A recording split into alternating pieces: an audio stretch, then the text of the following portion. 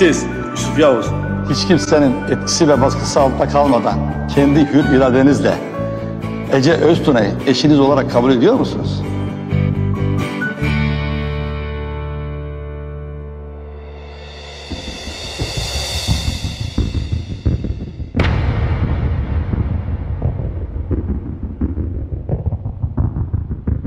evet.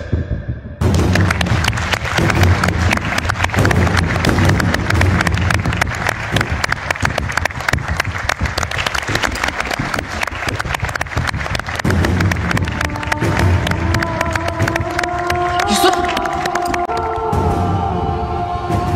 Yusuf! Yusuf! Yusuf! Oğlum! Yosef! Aa, ne oluyor ya? Oğlum. Oğlum. Oğlum!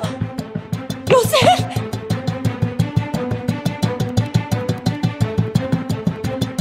Oğlum. Hadi oğlum aç gözlerini. Hadi bak. Neşat. Neşat ambulans çağır çabuk.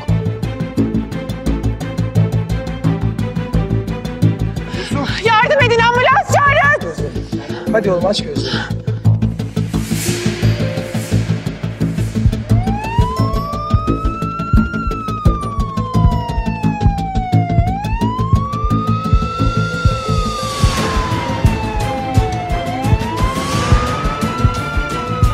Hadi oğlum aç gözlerini. Hadi bak.